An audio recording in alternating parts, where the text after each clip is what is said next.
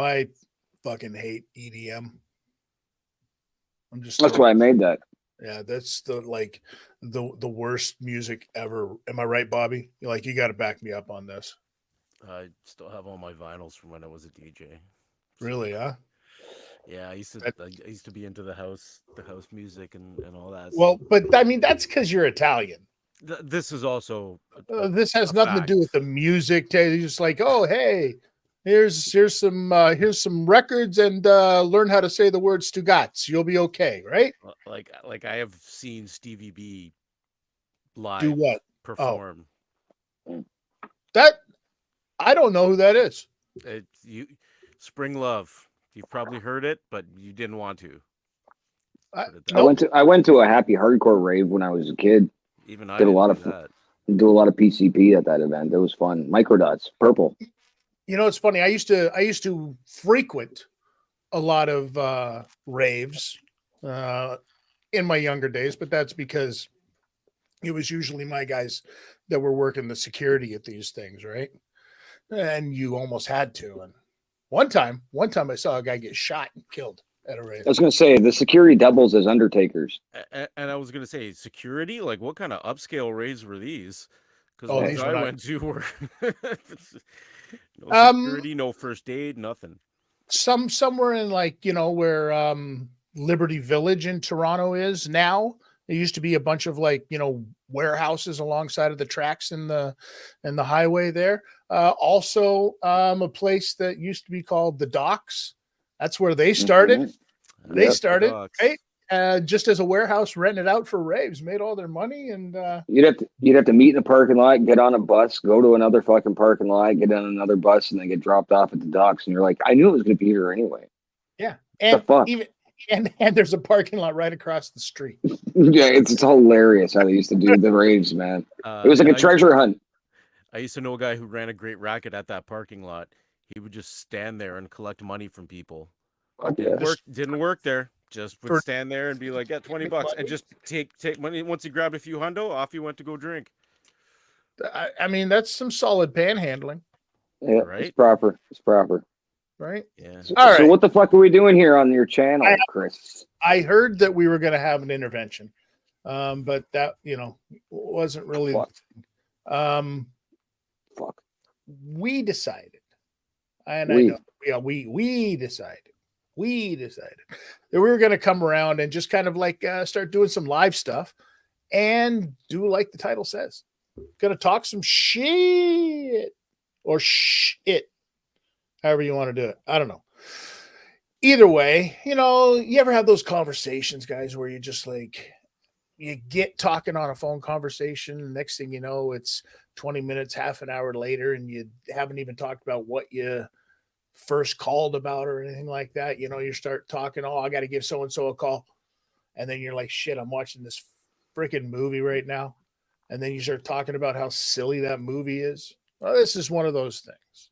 Or how somebody pisses you off. Well, this is a place where we're going to vent that stuff out. About how, somebody can afford to have an auto camera around, like he's Michael fucking Bay. Um, Only Bay is spelt with a G. Um, yeah, look at you. Look at you. It's wild. It's an Um, iPad. no, it's a It's the forward-facing camera on the iPad. really. My word. Brady, what's your excuse? I just wanted to sit outside because this is what I do at night. And there's only a couple more nights where I can sit outside comfortably with All no right. hat on, with a coat on, smoking weed. Okay. Well, I mean, listen, every homeless man has his own decisions to make. I have numerous homes. I just don't like being at them. That's true. And you don't smoke in them. I can attest to this. He No, I does don't. not I don't. smoke inside of any of No. his domiciles, not even the one in Russia. Nope. Well, that was different. I did actually smoke in that one. Oh, The rest, the winter one, yeah. all right. Boys, I'm going to Halifax on Friday. Oh yeah. Why? What's in Halifax for you on Friday? Free hotel room and casino. I mean, that's a long ways to go just for fish and chips on a Friday, bro. I'm going, bro, for lobster tails. Really? Yeah. I'm gonna fly out with my brother-in-law. We're gonna stay in a hotel for a couple of days. I'm gonna try and keep him out of the casino all of those days except for one, the day Okay. we leave. Okay. Trying to make Yeah. back the winnings. No, I made a lot of money last night in Brantford, so that's paying for my trip out there. I was like, fuck it, it'll be free anyway. So All if right. anybody doesn't know, I'm a gambling degenerate. No, I think it's no. the other way around. But It's a you're not a degenerate gambler. normal person, okay? Because I've been to the Bobby, casino with you. take over. We went on Saturday to Niagara Falls. What happened? Uh, you're not supposed to win at the slots. Like you're supposed to win once in a while. You win like two. This guy's just walking up to machines, staring at them for a little bit, putting $20 in, winning on the third pull $80, and then walking away. And I'm still standing there like looking at my phone, trying to figure out what just happened. So then I walked up to one. I was doing $20 spins. I lost like 200 or 300. I could see Bobby's face looking at me like, holy fuck, that was quick. He just lost everything he won. Then I walked to another machine, did the same thing, and fucking hit all my money back right away, broke even. Walked over to another one, put 100 in. Fucking, it bought me a $300 dinner at Ruth Chris's. You I lost mean, $300 in the time it takes me to make a coffee. if you're able to do that, that's great on the one night, and thankfully there was a fucking a witness there for it. But dude, I don't need a witness. I have my phone. Don't I got be my fucking phone. coming across like you're the casino whisperer or some bullshit like that. I'm so much of a casino whisperer that I'm about to sign a contract teaching people how to play with slot machines. Shut the fuck So up, I've obviously done something right. Who are you signing with? Mickey Mace? I can't talk about it until it's signed, but it is somebody in the Ontario Gaming Commission. Yes. I'm about to sign a contract to just teach people how to play slot machines and what slot machines I feel like are ones to play. It's just an advice thing. You got to gamble responsibly. I can't tell you how to win money, but I can teach you. A lot of people don't understand what they're doing on a slot machine. They just put $20 in, they start hitting buttons. Yeah, no, You don't do that. No, you You got to can't pat do it on that. the side with the magnet You, thing. you see people punching the fucking thing. No. You got to run that magnet thing up the side. I've seen Ocean's 11. I know how Play the this casino. works. Play the casino against itself and don't play with money you care about, and you'll do fine. All right. Okay. So since we've segued like this, let me ask you about this. Okay, because we're going to talk some shit, and we're going to talk some shit about some movies right now. Right? Let's do it. Does Ocean's 11 qualify as an action movie? Yes or no? No. Yeah, I'd say no. Okay, what does it qualify then? Drama, suspense. Drama, suspense. In a subcategory, it's suspense inside of drama. All right, let me ask you about this one then. Deadpool and Wolverine. Comedy. With all of that action? But comedy. That's why they have action comedy as a subgenre. Yeah, it's action subgenre inside of comedy, and then there's action that are subgenre comedy, which is Last Action Hero is an action movie that has a subgenre of comedy inside. Okay, Running Man. Shit. But that's going to be qualified as an action movie, right? Overrated as a motherfucker. That End of Days, like there's a few Arnie movies that fucking suck. Commando. I'll even go out on a limb right now and tell you Commando fucking sucks. How about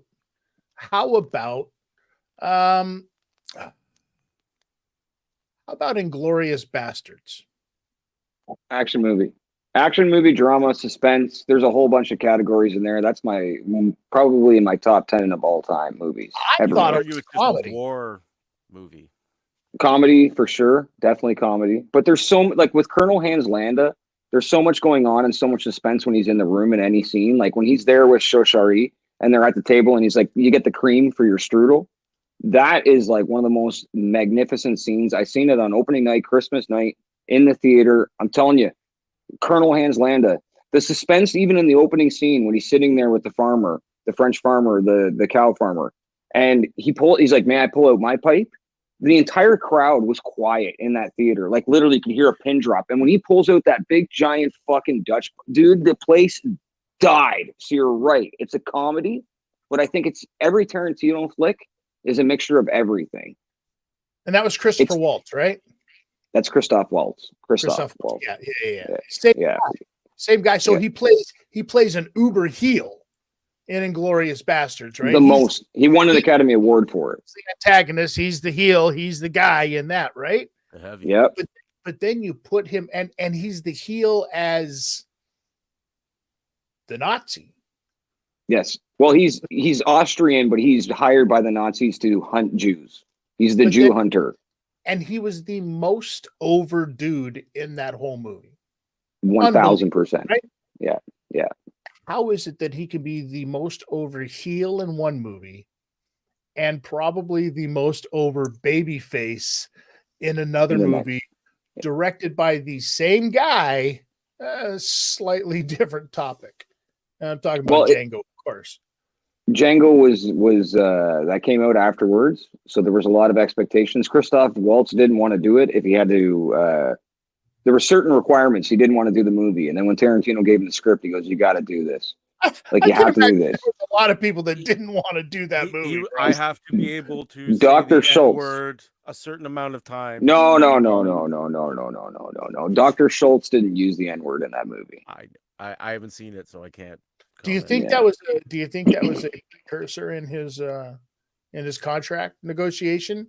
Because Tarantino is very infamous, if you will, for obviously writing his own weird little quirkiness into his movies, right? I could be wrong. I think maybe he did say it in a Calvin Candy scene once at the dinner table, but I could be wrong. I'd really have to. I'm usually good with a lot of the Tarantino. The dialect, I almost never forget anything, but for some reason I see him saying it. What's your favorite Tarantino outside of Inglourious Bastards? Because you just said that was probably one of your favorite ones. So which one? It would probably be Django, either Django or Jackie Brown. Interesting. I love Jackie Brown. I love Robert Forster in that movie. I love De Niro in that movie. I think Jackie Brown is one of those ones, like, it gets a lot of love from people that know Tarantino movies, but in the overall, I don't think it's not really one that you think about when you think about Tarantino movies. I think when you think about Tarantino movies, you think about, Pulp Fiction, you think about Kill Bill, you think about, it's fucking garbage. Can I tell you why I hate Kill Bill? Can I tell you why I hate Kill Bill? Sure. Because it's Schmiegel in a fucking Bruce Lee outfit. Look it. That was his love story. Look at I love people may have heat. I love everything about Kill Bill that has nothing to do with Uma Thurman. I hate Uma Thurman as an actress. I think she's overrated. I think she looks like Schmiegel. So you can't even look at her and be like, well, at least she's nice to look at on the screen. She's not. David Carradine, Michael Madison, Lucy Liu, fantastic performances. Amazing performances. And then you throw Schmiegel in there and she ruins the whole thing. I'm not in love with Uma Thurman the way that Quentin Tarantino is. I think he was trying to pick her up and basically do it professing his love story. And that's why he hired her. I don't mind her in Pulp Fiction. I think she fits that role well as a heroin junkie or a cocaine junkie. But she looks like a fucking weirdo that should be married to a person like Marcellus Wallace. Look, I apologize, Marcella. I don't want to offend you at all, Marcellus Wallace. But your wife is ugly. His wife is ugly. Here's the thing. I got another hot take on it real quick, and I'm going to ramble just for one more second. Oh, yeah. With Kill Bill, the way that Tarantino used to pull actors out of obscurity, Robert Forster, John Travolta, people that basically had ended their career, he pulled them out of obscurity. Even Harvey Keitel was starting on the downswing until he got hooked up with Reservoir Dogs. He was doing some really shitty movies. They weren't translating well. They were box office bombs. Reservoir Dogs reignited Harvey Keitel's career. But that's way later. But Tarantino only wrote it and then sold it, right? No, Reservoir Dogs is his from the ground up. No, that's Natural Born Killers and True Romance that he sold. No, Reservoir Dogs. He sold those to fund Reservoir Dogs. Yeah. Then they ended up getting more funding. Yeah. Tarantino wanted to do Reservoir Dogs with a $50,000 budget that he got from selling those screenplays, and then a friend of his came in with $1 million and said, "Here's a bigger budget." So that's when they presented to Harvey Weinstein after the Sundance Film Festival. Sundance Film Festival really got put on by Reservoir Dogs. If it wasn't for Reservoir Dogs, the Sundance Film Festival wouldn't be recognized the way that it is. That movie did so much for that film festival, it's not funny. Anyway, long story short, going back to Kill Bill. If he would have pulled an actress out of obscurity, like a Michelle Pfeiffer, a Sharon Stone, a Meg Ryan, Like some of these girls that you would never think would be in a movie, like a John Travolta in Pulp Fiction, and made them the Kill Bill, that character, that ninja girl, Uma Thurman's character, the pussy wagon driver. If they just would have put one of those girls in there that had the chops to hold that roll down, I think Kill Bill would be one of the best movies of all time. Unfortunately, that's Tarantino's fucking shittiest fucking films of those two movies, in my opinion. I'm done. Take over, boys. I'm fucking I mean, I don't know if I would qualify them. I think they're fun movies, but I look at them from a different point of view. I'm not looking at it from the point of view of Uma Thurman. I'm looking at it from the point of view of I get to see the guys from Seven Deadly Venoms. I get to see Gordon Lau. I get to see, you know what I mean, stuff like this, and the people that Tarantino has brought in to fight these fight scenes. That's who I'm interested in seeing on this Kill Bill stuff. Not to mention, I mean, it's Kwai Chang Caine, for God's sakes, Brady. Kung Fu the Legend continues. I know, and that's why I said David Carradine, Michael Madsen. Like, there's so many good actors in that and actresses in that flick, and it's fucking amazing when Uma Thurman. The best part about the movie is when she's not in it or when she's in a coma. Bobby, what's your favorite Tarantino movie? Wow, I think I probably just have to go with Pulp Fiction because I saw it as a young man, and it really was the first kind of movie of that type that I watched that was a little bit deep and a little bit out there, and I really became a fan of that. But Four Rooms is also, you know, one that doesn't get mentioned a lot that I'm a fan of. Tim Roth is spectacular in that film. So, and Nice there's that weird tie with him and, you know, and Roth too, right? Yeah. Do you guys buy into this whole, because I'm sure you've heard it because you're big enough Tarantino fans, right? If you guys buy into this whole, like, there's two different universes Yes. with the Tarantino movies, whereas like one of them is like real life, so to speak, you know what I mean, and the other is A the movie. fantasy, the movie that they're playing in, like Pulp Fiction. Her job is what? She's an actress. Yes. And the Fox Force 5, and that's what Kill Bill is the Fox Force 5 movie. That's the actual TV show. Can I go off on another rant? Please tell me about it. Once Upon a Time in Hollywood, it perfectly explained it when they did the Nazi movie where he's standing over with the blowtorch. Leo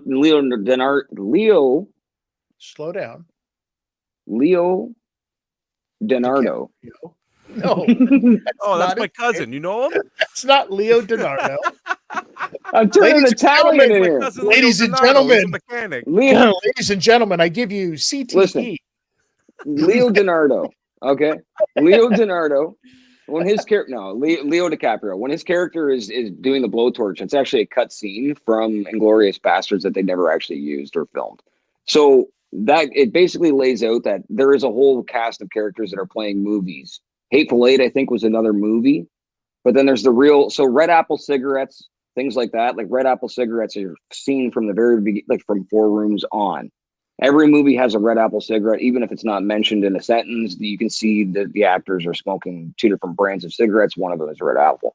The tobacco that John Travolta rolls in Pulp Fiction at the table, that's Red Apple tobacco. So, like, yes, there is a lore and a world that exists that I think only Tarantino really knows and a keen eye knows. But I think there's so many Easter eggs that we've never caught.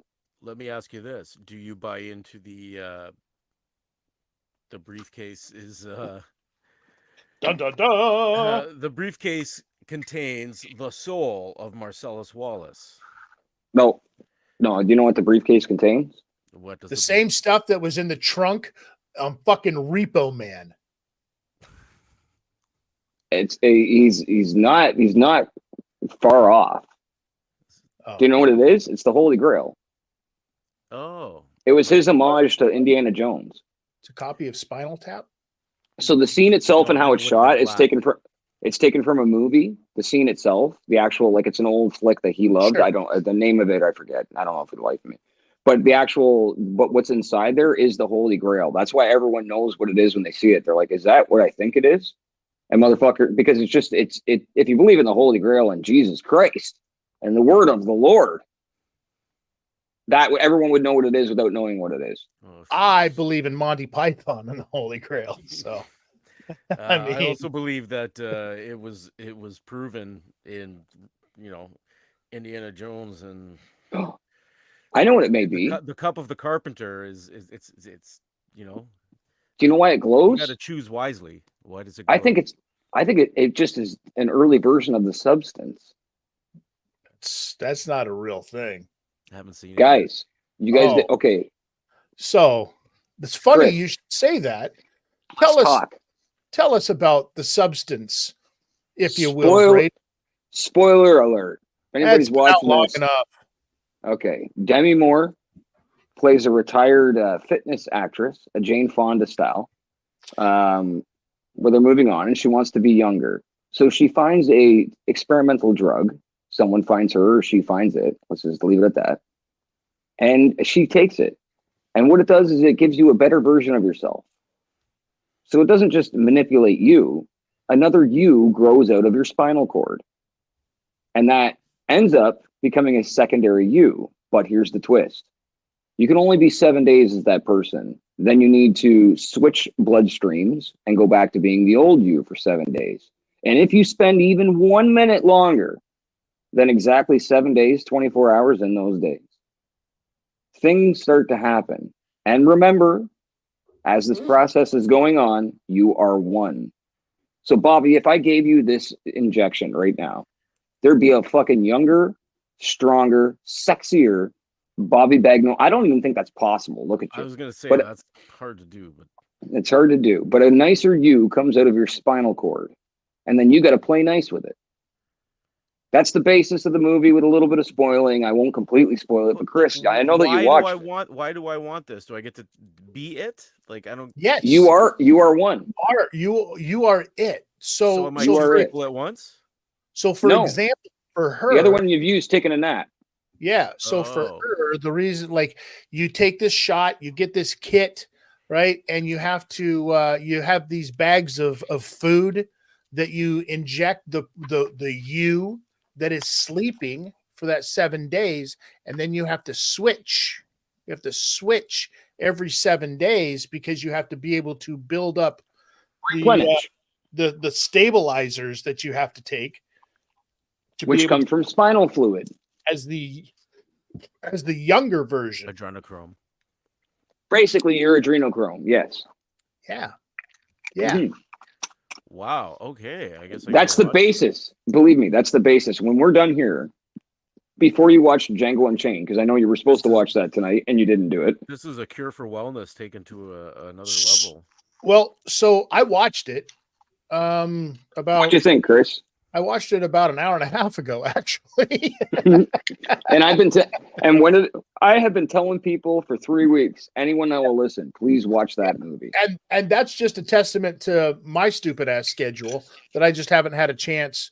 You know what I mean? It goes onto a list, and I work my way down this list of movies that I'm watching, along with what I'm watching as well, because I've gone back and started rewatching, like The Wire.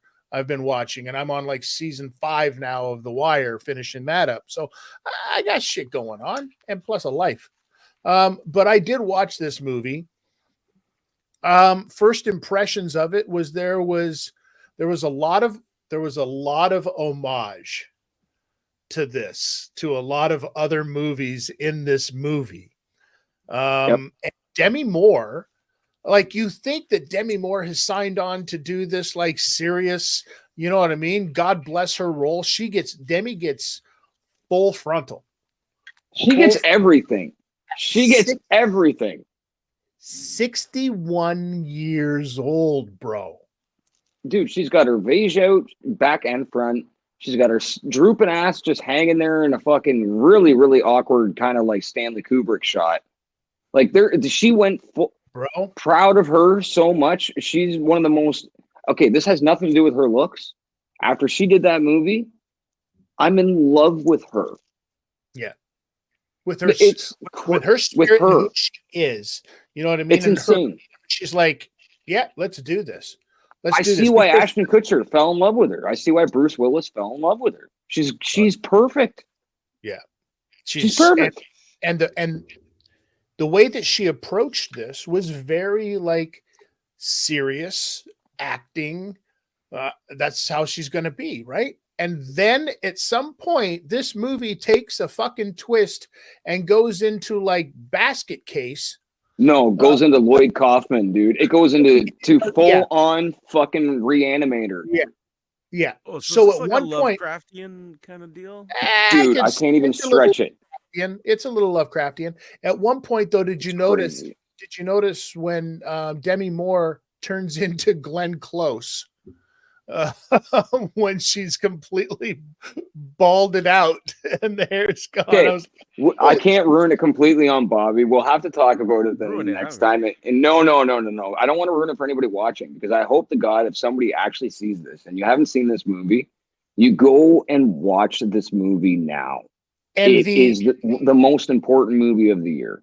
The homage to Carrie was also in this. Brilliant. Gore. The Gore song's playing as the fucking that's Gore as they're doing the Carrie scene. It's insane with the dress and everything. A throw to John Merrick and the Elephant Man, well. A throw to all the okay, so it's a woman who wrote it and directed it, right? A woman who wrote it and directed it. A very smart, intelligent, like just a beautiful soul of a human wrote this movie. And one of the things that she did, and it made me feel uncomfortable in the first 10 minutes. When I first was watching, I'm like, what am I watching? I'm like, did some creepy guy make this movie and he just figured out a way to like make all these, it just felt creepy to me. And they did it on purpose because they wanted you to fall in love with bodies, fall in love with all the fucking material crap that you were there to watch and see and thought you were going to see, so that you could be so she would puke by the end of the fucking thing. The girl, and a lot of people have said that her younger version, they're like, oh, she's so hot, her body's so hot. I'm like, it's a fake bodysuit, eh? She was never actually nude in that fucking thing. That's a bodysuit they put on her. That girl is built like a fucking 10-year-old boy. They did it on purpose. She's a ballerina girl. You know who said that girl is? The younger version, that's Andy McDowell's daughter. And shouts out to Tarantino for putting her on. He's the first guy to really give her a big stage, and that's what led to this. So yeah, no, it's wild. It's wild, and the way that it finishes off, you're sitting there going, wow. There's a couple of little things here and there, like the fact that she's dragging a bloody body around. They're having all of these fights inside of this apartment that is completely carpeted, and there's not a drop of blood on the carpet anywhere. It's so crazy. The fact that this girl has the ability to do welding and build a fucking hidden fucking room that nobody notices about. Like there's just it's wild the way that this movie goes on. You have to see it though. The last scene, all I'm gonna say is the Hollywood Star is one of the craziest fucking endings to a movie. Like just going through the mind fuck that you do in that movie to finish it that way, where you're laughing because of the absurdity of what the fuck you just watched for the last 10 minutes in the closing of that movie. Yep. It completely just takes an actual physical diarrhea shit on your emotions. It's hilarious. It's funny that we mentioned Elephant Man. You guys are fully aware of the comedy genius that is behind Elephant Man, right? There is a comedy element to it, yes. But I'm talking about the genius that is Mel Brooks. Yes. Mel Brooks was one of the guys. He's one of the directors. Yep. Or director or something like that of Elephant Man. And it's funny, I was watching again, of course, the other night, Blazing Saddles comes on. Oh my God. What a classic. I haven't seen it in fucking like 15 years. It's one of those movies I've saved. 50 years old this year. Yeah. Right? It's better than that shitball fucking Spaceballs, because that's an overrated piece of garbage. I mean, I like Spaceballs, but you can't garbage to Blazing Saddles. I mean, there's no contest. Overrated crap. Okay, so then if you're talking Mel Brooks, what's your favorite? Young Frankenstein or Blazing Saddles? I'm familiar with you. Oh, you mean Young Frankenstein? Yes, Young Frankenstein. Yes.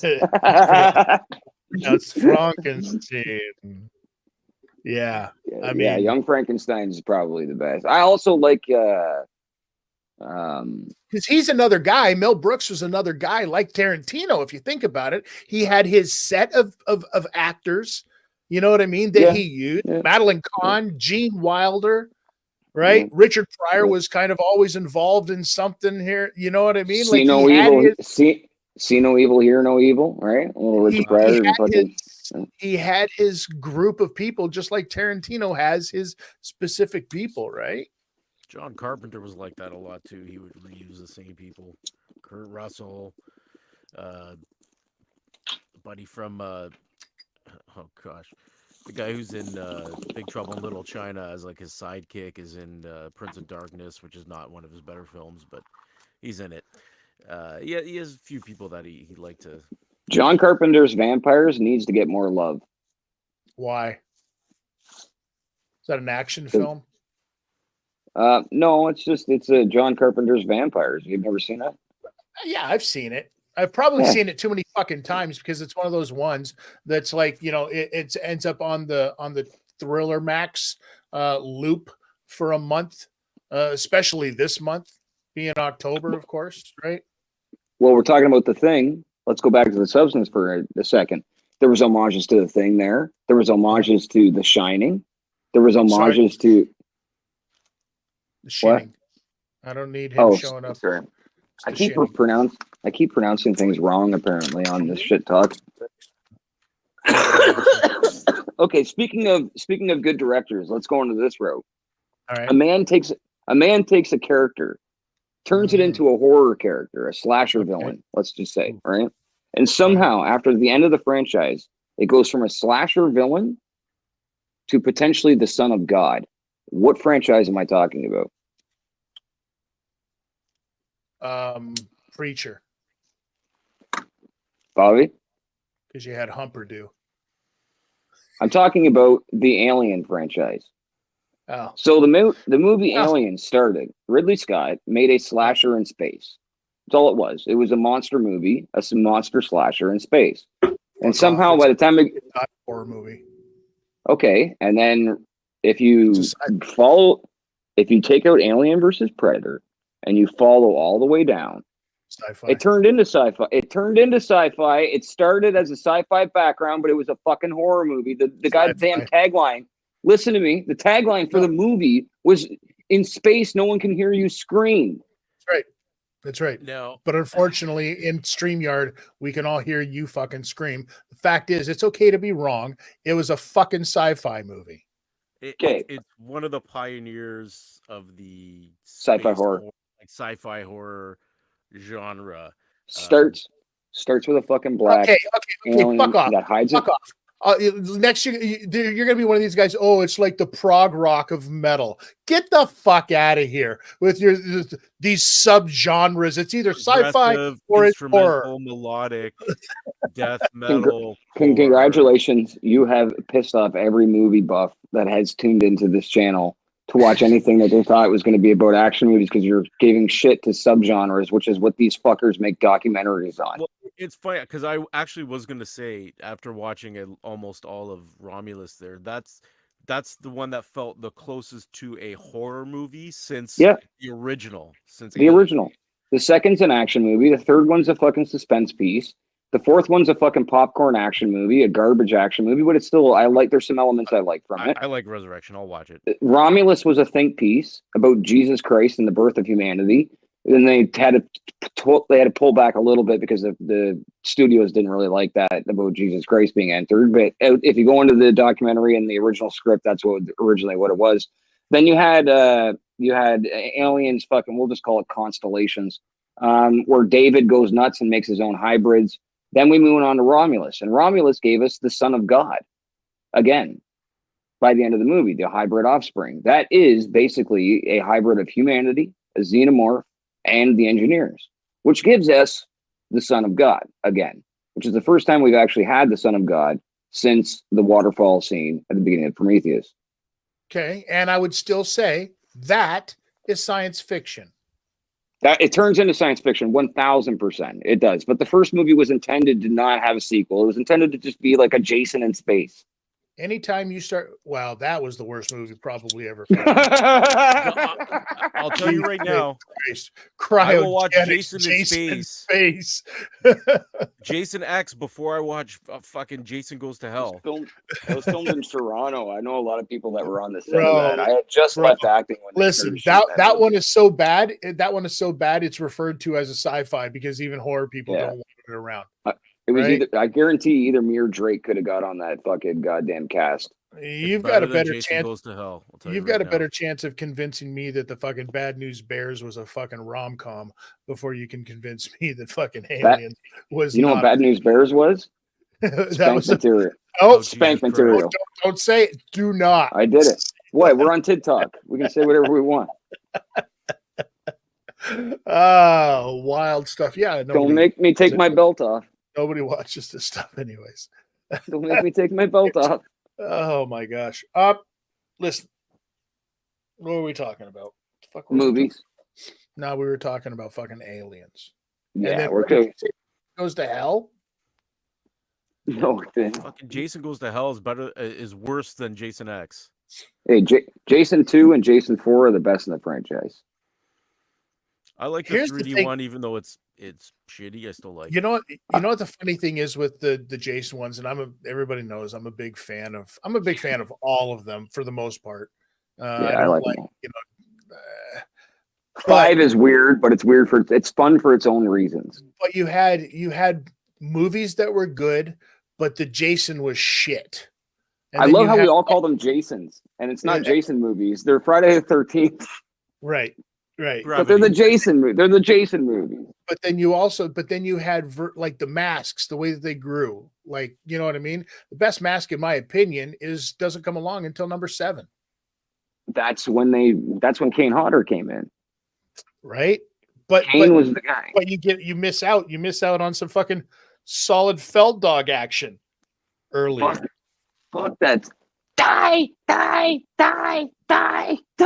Fuck Feld. Hey guys, I was in Jason. Like serious Feld dog action in Friday the 13th, man. I love how by the 5th movie they put him in the insane asylum because they're just like, fuck this kid, man. That was the 4th movie though. It was the 4th one. Yeah, there was 4. Feld dog. Right? Yeah, Feld dog. Yeah. That's Tommy. What's his name? Tommy? Tommy Jarvis. Tommy Jarvis, yeah. And when you got into the telekinesis, and the chick with the fucking with the superpowers and was gonna hang him and 6 or 7, right? 6 or 7? Was that 6? That's 7. That's a new beginning, I think it's called. That's 7, which is the best mask, right? Because that's the one with the crushed out side. That's the lightning bolt. That's the lightning bolt that brings him back to life, right from the grave. Yeah. So funny story. That's the very first Jason movie I ever watched as a kid, on like HBO Max or some bullshit late night at like my fucking friend's house, just like Devil's Night. Was that one? This is the month. This is the month that they're all on, right?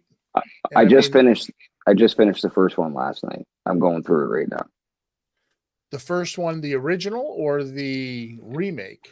Mommy, get me, mommy. No, the first best one. part of that one is the cop when he shows up. Sit on it, Tonto. Oh, what does he say? Calls him Cochise. Cochise. Oh, Cochise. The cop part kills me every time. I burst out laughing. Tid, what does Cochise mean to you? It doesn't mean anything. Like Kemosabe doesn't mean anything. These aren't real words. They're words that were made up so that you guys could act like assholes.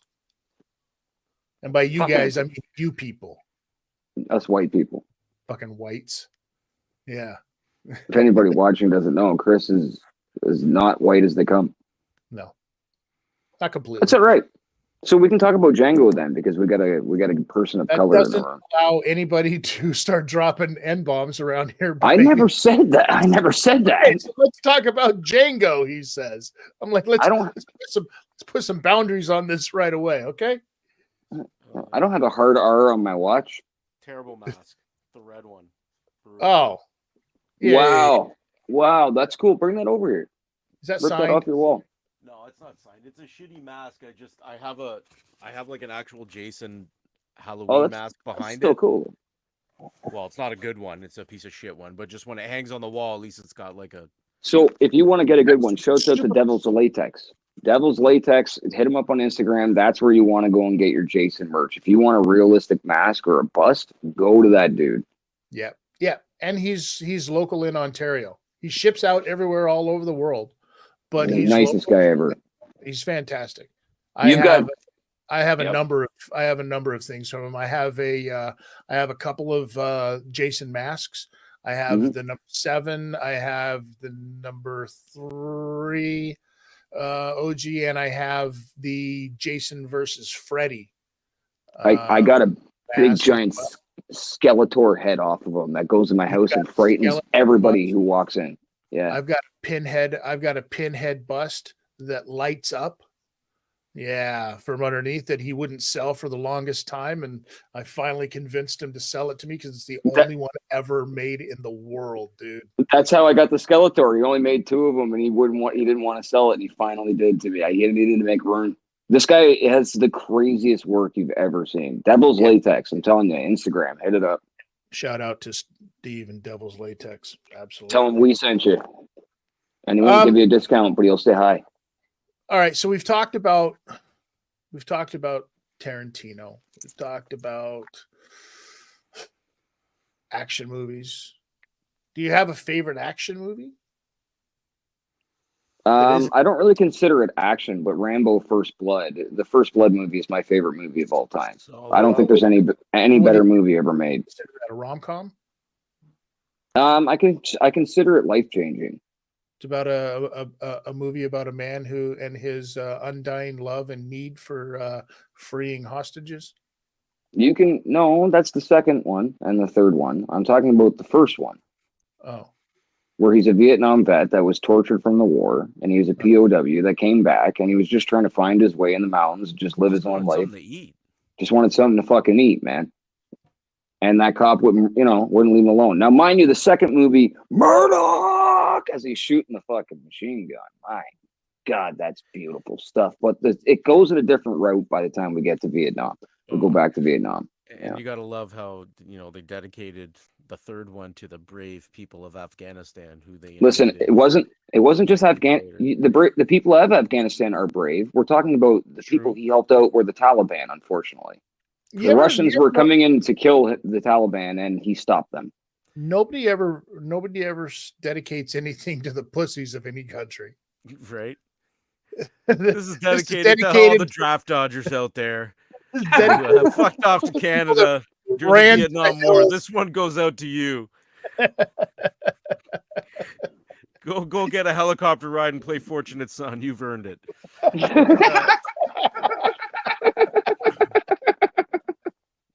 Could you imagine? Oh, Bobby, that was awesome. Bob Dylan didn't ever write a song. This one goes out to all the draft dodgers. Yeah, no. Good times. Maybe he did. I don't know.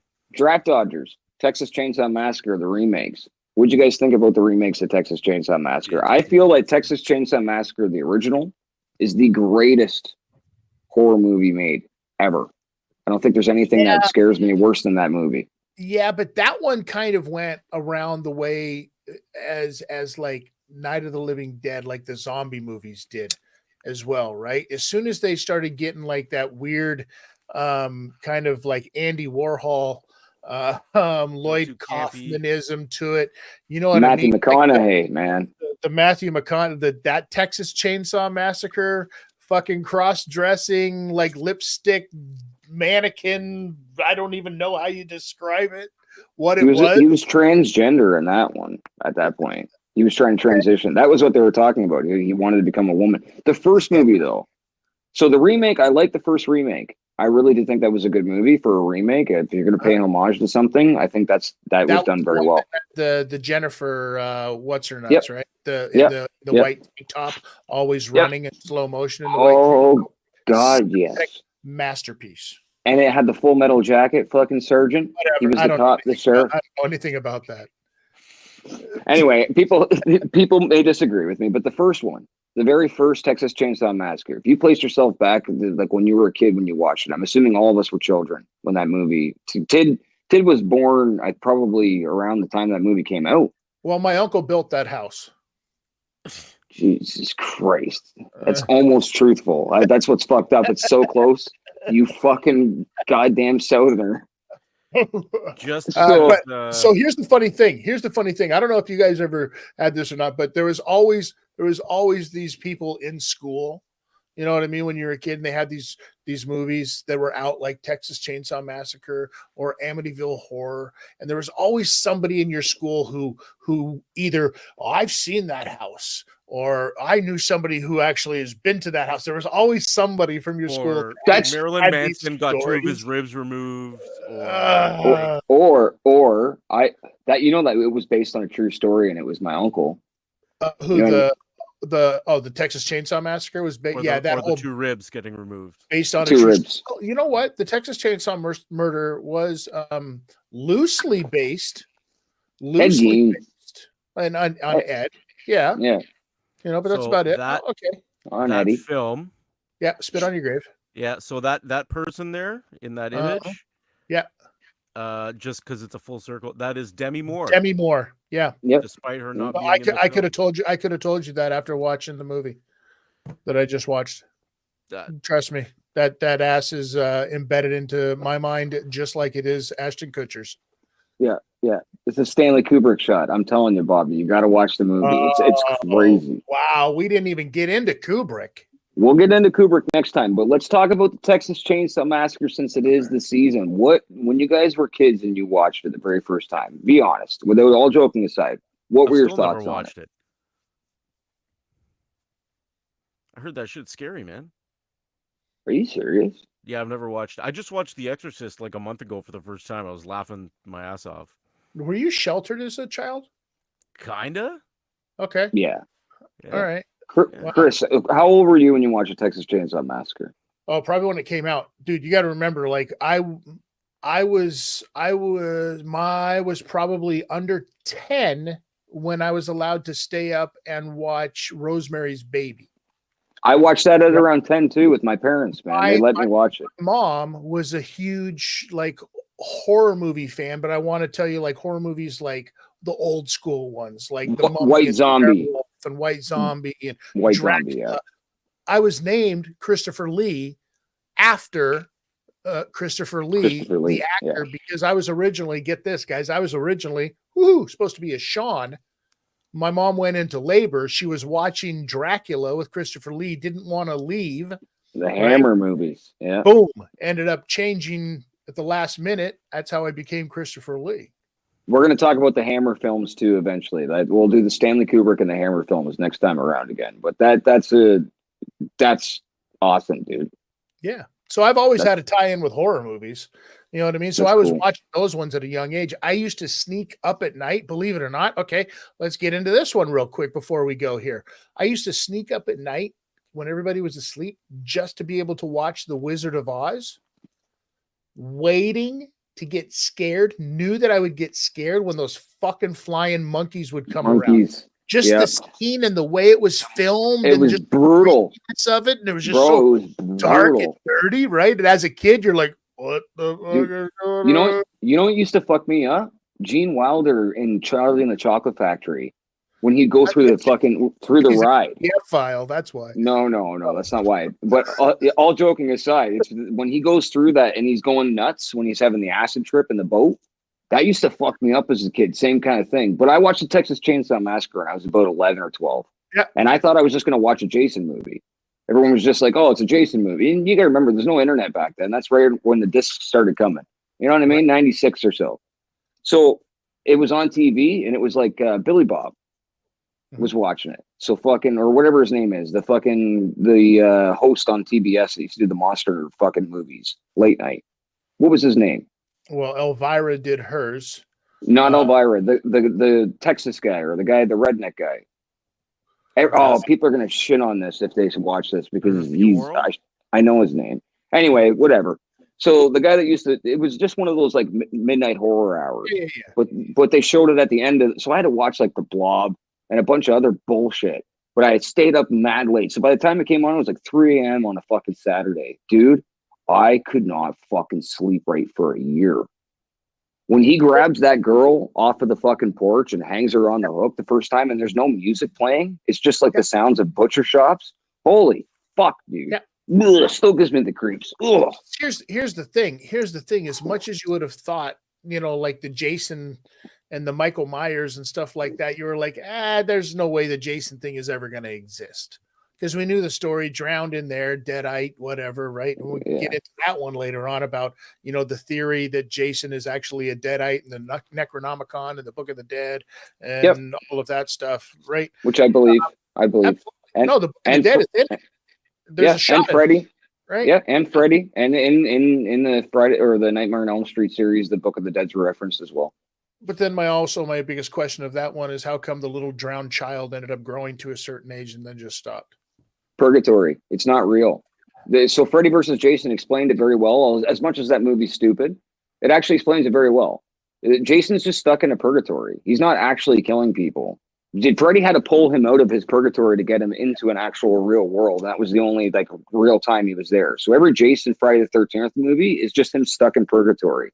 So he's still. What were we just talking about? What movie were we just talking about, Bobby? Texas Chainsaw Massacre. Yes, Texas Chainsaw Massacre. You could always even with the Jason movies, you always kind of they weren't that graphic. The kills were the innuendo was there, right? When Savini was there, it was good. You had the spike going through the kids or whatever. You saw that, but you never saw the kill. Texas Chainsaw came around and shit got real. The gore got real and stuff like this, right? I can remember watching, I don't know what it was, and I've been on the hunt for it forever. I don't know if it was a movie or if it was a late night fucking special, what it was, but on one of these nights, I had snuck up late at night and turned on the TV, and it was like an HBO channel, Showtime channel, one of these movie channels or whatever, right? That we had. And it was like a Chris Angel type magic show on stage, but the saw blade that they had used, they're cutting through the person with the saw blade or whatever, and as they go through, the guts are coming out and they're falling out, and I was just like, "What the hell is this thing?" And I had ended up going to bed. Still to this day, don't know if it was a movie where this happened or if it was one of these late night magic shows that was doing this. I never saw the I'll find out. I swear to God, my mission, if anybody's watching this, please jump on the mission with me. But let's find a fucking botched magic show for Chris instead of a shitty Lifetime horror movie or some sort of fucking horror fucking late night. We're going to do this together. We're going to figure this out for you, Chris. I'll figure it out. I got a memory like that too, and you might know what it is. When I was a kid, I walked into somebody's house and there was a horror movie on, and I knew I shouldn't have been watching it because a dog had died.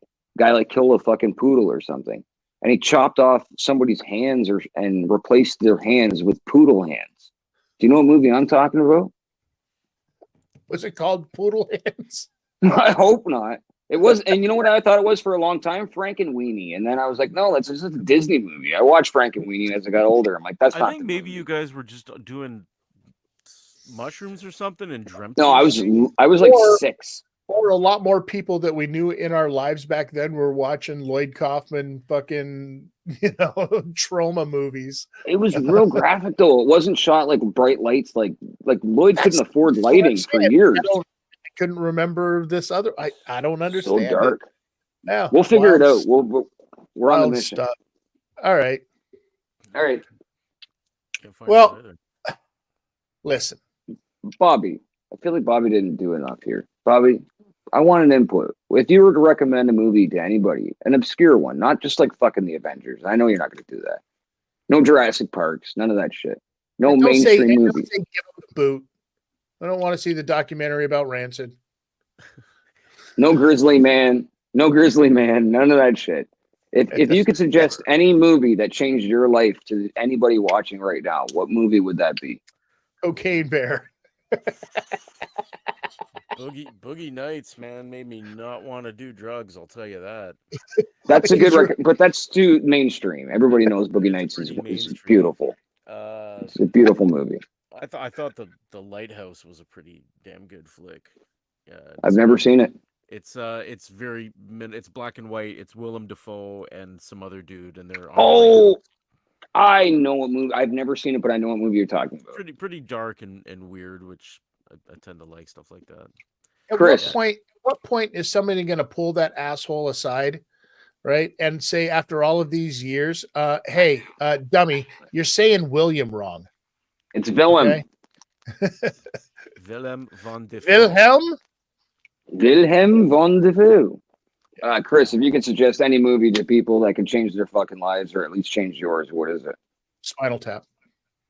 Seriously? Solid. This is Spinal Tap, and I'll tell you why. And it's not just because it was this specific movie for being that specific movie. It was because that specific movie opened up my eyes to a whole lot of other movies that came out like it. Like I grew up on things like Life of Brian, probably one of the greatest fucking movies of all time. I grew up on Monty Python stuff. I grew up on Faulty Towers. I grew up on comedy stuff like that, right? But when the mockumentaries that were like Spinal Tap and Best in Show and Waiting for Guffman, and again the same cast of characters, when those ones like Spinal Tap was the first one, I was like, and I was really into music at the time too. So this mockumentary about a metal band with the dude from Laverne and Shirley, I was like, are you fucking kidding me right now? Yeah, it goes up to 11. Why? Well, because it goes up to fucking 11. These go to 11. How do you not appreciate a movie like Spinal Tap? Patron saint of quality footwear. Yeah. What about you? Brady? Right now in my lifetime, I think a movie that's obscure for people to watch outside of Voices with a guy called Ryan Reynolds. I know it's a weird movie. It's actually a horror movie or a drama, depending on the way you look at it.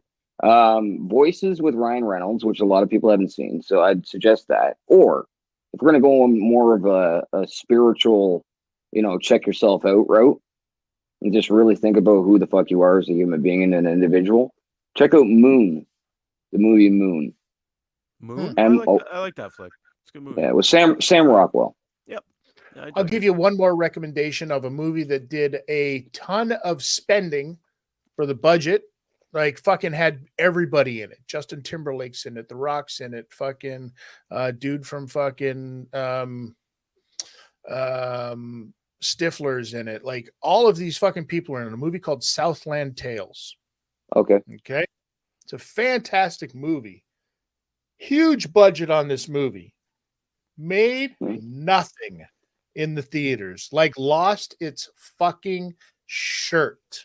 Sometimes that happens, man. It's a great movie. It's a great movie. And it's a sci-fi movie. So, but it's not. But the cast of characters, like I'm gonna look this up real quick. You guys are gonna hear these characters and you're gonna be like, what the fuck, man? How come I've never heard of this movie before? 2006 movie. Are you ready for this? Dwayne Johnson, Sean William Scott, Sarah Michelle Gellar, Justin Timberlake, Kevin Smith, Amy Poehler, Mandy Moore, Christopher Lambert, John Larroquette, John Lovitz. Who else we got in here? Wallace Shawn, Will Sasso, Bai Ling is in this thing. I gotta you mentioned a name in there that is so obscure, and I spent the day with him. Helped him write a chapter of his book, actually, when I was a kid. John Larroquette.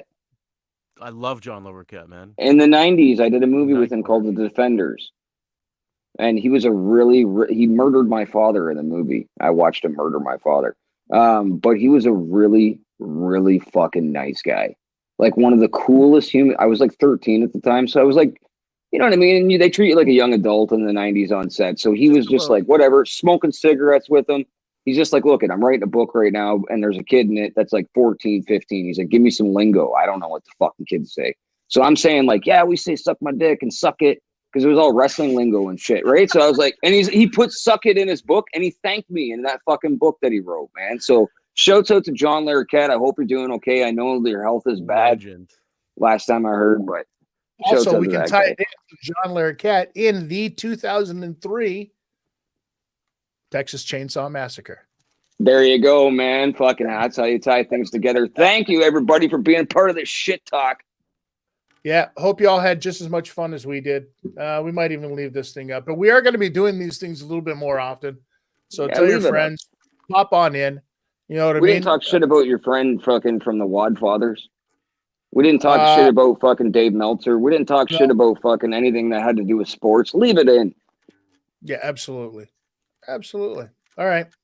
Well, listen, I don't even know what to say. Goodbye. Bob.